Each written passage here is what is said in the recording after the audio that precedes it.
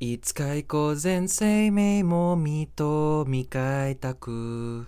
Itsuka itu artinya adalah suatu hari nanti atau kapan-kapan. Misalkan kamu diajakin sama teman kamu, kapan kamu main ke rumah aku? Nah, Itsuka nih, ya suatu hari nanti ya. Kapan-kapan ya gitu. Itsuka, suatu hari nanti. Jadi kata keterangan waktu untuk menunjukkan waktu yang belum ditentukan di masa depan ya. Biasanya sering buat nolak ya. Kapan nih kita jalan-jalan ke Hokkaido? Nah, Itsuka nih, ya kapan-kapan ya gitu. Itsuka, suatu saat, nanti, kelak. Iko, nah kita ketemu lagi nih ya sama volitional verb, bentuk ajakan. Iko, itu dari kata iku ya teman-teman. Iku, dari kata iku yang artinya untuk pergi. Ikimasho, itu ayo kita sama-sama pergi.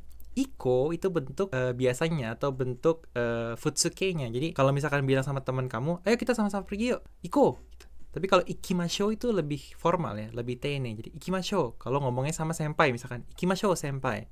Tapi kalau sama teman yang sepantaran ya iko aja, iko gitu. Ayo kita pergi gitu. Ayo bareng-bareng kita pergi. Itsuka iko, suatu saat nanti ayo kita pergi gitu.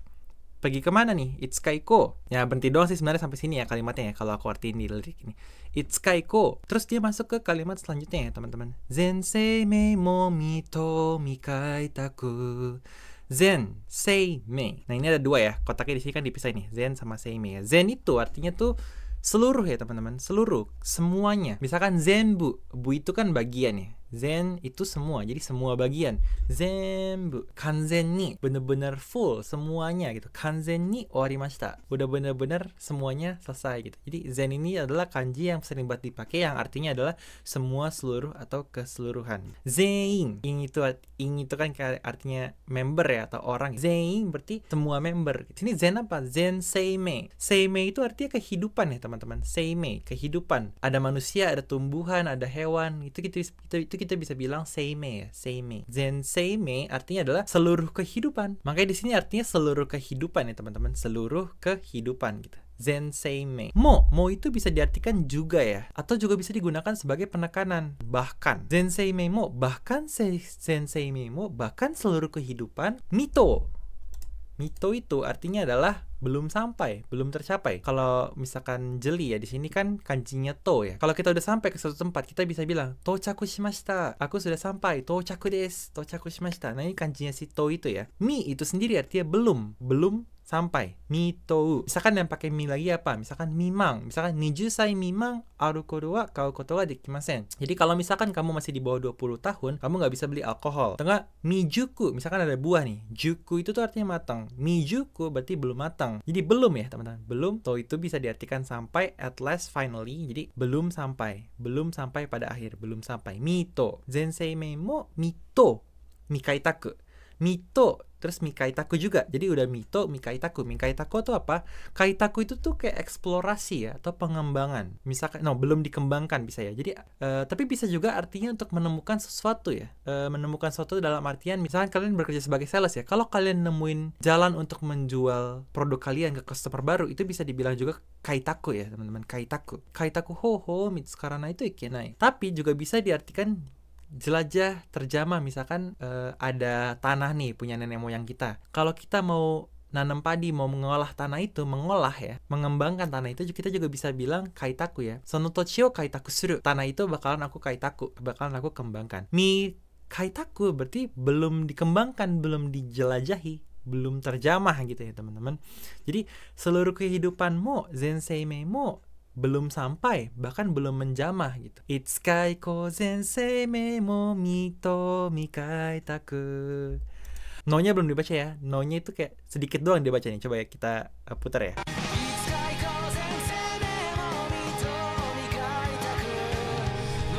No. Itsuka iko zenseimei mo mito mikaitaku no kanjou ni high touch. Kita lanjutin ya.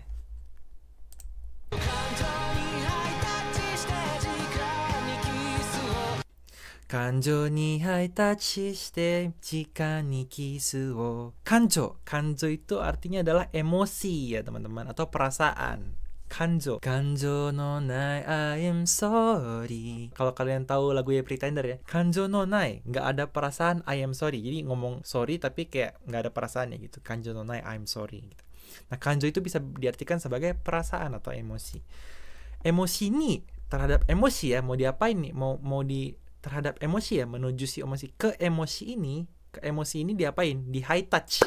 High touch itu tuh dalam bahasa Inggris high five ya teman-teman. Dalam bahasa Indonesia tos. Kanjo ni tos. Tos ke perasaan. Perasaannya di tos. Perasaan seperti apa? Ingat gak tadi kalimat sebelumnya? Itsukaiko sensei ni mo mito mikai taku no kanjo ni high touch gitu ya. Ada no kanjo ni. Jadi mito mikai taku no kanjo. Jadi perasaan yang belum terjamah, perasaan yang belum tereksplorasi. Ini high touch. Kita tos tuh ke perasaan itu gitu. Jadi artinya seperti itu ya teman-teman. Kalau secara literally di translate ya, high touch. High touch deh. Kalau ketemu anak kecil di Jepang ya, high touch deh. Ayo kita high five perasaan itu. Abis kita high five, high touch shite, jikan o kisu. Jikan artinya waktu. Nih terhadap waktu nih. Waktu ini ke waktu ini kita apain? Kita cium kisu o. Jadi jikan ni kisu o. Jadi kalau diartiin teman-teman kalimat ini dari awal, dari yang pertama itu, Itsukaiko sensei me mo mito mikai taku no kanjo ni high touch shite jikan o kisu o. Ayo kapan-kapan kita pergi. Terus ayo kita tos perasaan yang belum terjamah, perasaan yang belum tereksplorasi. Setelah kita tos, kita juga cium waktu gitu. Artinya gitu sih teman-teman. Aku orangnya gak puitis, jadi tolong yang ngerti istilah-istilah seperti ini bisa dijelaskan di kolom komentar ya. Aku di sini mau sharing bahasa Jepang, gak mau mengartikan sebuah lirik puisi ya teman-teman. Aku gak paham, bukan ranah aku. Nah kita lanjut ke kalimat setelahnya atau ke lirik setelahnya.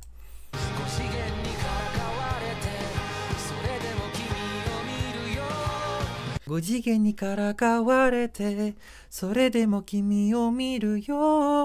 Gojigen. Go itu artinya 5 ya. Ada tulisannya 5. Go. 1, 2, 3, 4, 5.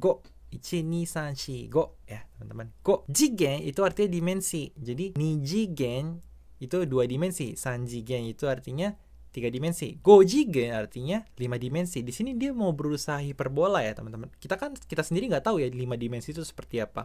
Mentok paling di 3 dimensi nggak sih? Apa belakangan ini ada 4 dimensi? Aku nggak tahu. Tapi 3 dimensi itu kan paling mentok ya teman-teman. 3D. Nah di sini dia mau menghiperpolakan kalimatnya menjadi gojigen, 5 dimensi. Yang paling sering ya kalau kalian mau inget-inget jigen nih gimana? Aku tuh sering banget di engineer pakai nijigen, 2 dimensi. Nijigen kodo. Artinya code 2 dimensi, kode 2 dimensi. Apa sih kode 2 dimensi itu? Barcode ya teman-teman, tapi barcode yang bukan QR code, yang barcode yang garis-garis. Kan 2 dimensi tuh. Dalam bahasa Jepang, barcode seperti itu disebut sebagai nijigen kodo. Nijigen kodo. Ingat ya, nijigen kodo.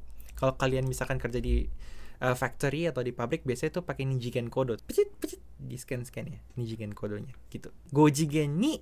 Nah, ni ini adalah partikel menunjukkan sesuatu. Tapi ingat gak di episode sebelumnya, ni ini juga merupakan partikel yang kita pakai kalau kalimatnya adalah kalimat pasif. Kalimat pasif itu apa bang? Coba tonton di video sebelumnya lagi. Tapi aku tetap jelasin sedikit ya di sini kalimat pasif itu apa. Nijigen ni karakawarete, karakawareru itu dari kata karakau ya teman-teman sebenarnya. Karakau nih. Karakau itu kalimat kamusnya karakau. Yang artinya tuh menggoda, mengejek, mengolok-olok, kayak ngerjain. Tapi dalam artian bercanda ya teman-teman. Misalkan aku punya anak. Terus misalkan aku mau bilang nih ke anak-anak yang lain, ore no ko ni ijimenai de kudasai. Nah, ijimeru sama karakau tuh hampir sama ya. Ijimeru tuh kayak ngejek-ngejek. Karakau juga ngejek-ngejek tapi ada perasaan yang bercanda gitu. Karakau. Ijimeru itu bener-bener kayak ngebully, tapi kalau karakau tuh ada ngerjain tapi ada bercanda-bercandanya ya. Ore no ko karakawanai de kudasai. Nah, karakau kalau dibentukin pasif jadi karakawareru. Yang tadinya artinya menggoda, mengejek jadi diejek. Jadi kalimat ini gojigen ni karakawarete artinya menjadi diejek oleh dimensi kelima gitu. Jadi ni di sini artinya jadi oleh ya kalau dalam kalimat pasif ya teman-teman. Jadi gojigen ni oleh gojigen oleh dimensi kelima, karakawareru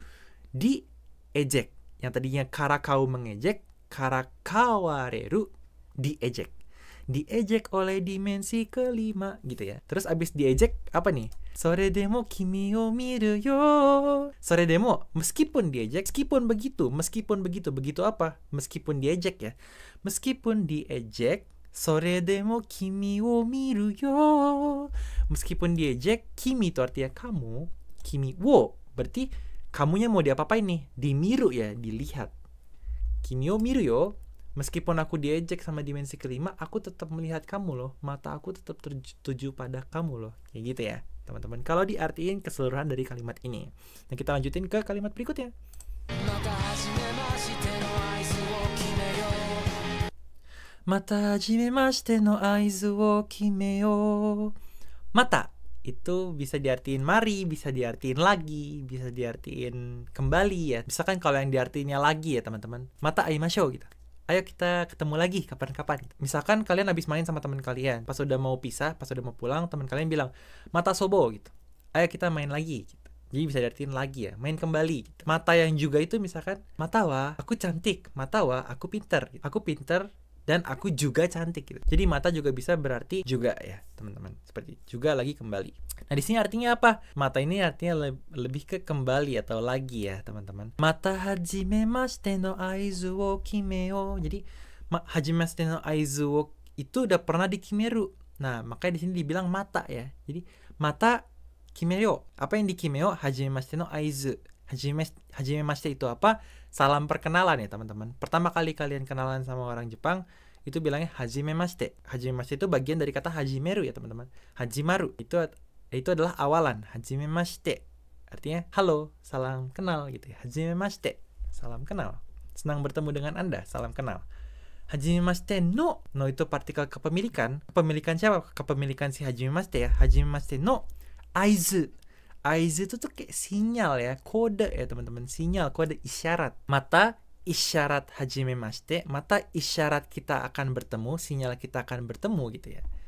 Wo kimeo, wo itu partikel mau ngapa-ngapain, sinyal kita ketemu ya, sinyal kita ketemu. Wo kimeo. Nah, lagi-lagi verb volitional ya, atau verb ajakan. Dari kata kimeru yang artinya memutuskan, kimemashou, mari kita putuskan bersama. Bentuk futsunya kimeyo ya teman-teman. Kimeyo, kimemashou, kimeyo. Oke.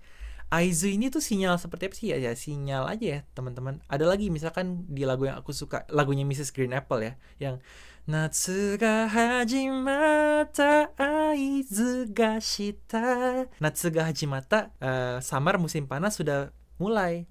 Aizu itu sinyal, gashita. Aku merasakan sinyalnya. Aku merasakan sinyal kalau musim panas sudah dimulai gitu. Tanda musim panas itu sudah dimulai gitu. Aizu ga shita. Kita lanjut ke kalimat terakhir ya di lagu ini. Ini kimi ya, bukan kun ya teman-teman. Tapi bisa dibaca kun juga ya, kayak channel ini ya, Akademi Kun. Akademi Kun. Kun itu bisa pakai kanji ini. Kimi no na o ima. Kimi no na wa itu judul dari film ini ya. Artinya your name. Kimi no na itu artinya nama kamu, wa itu partikel subjek, berarti subjeknya adalah kimi no na wa gitu ya. Nah, kalau di sini kimi no na wo, berarti nama kamu mau diapa-apain nih. Kimi no na wo mau diapain, nama kamu mau diapain. Ima itu artinya sekarang, oi kakeru itu mengejar. Oke. Jadi sekarang aku mengejar nama kamu loh gitu. Kimi no na o ima oi kakeru yo.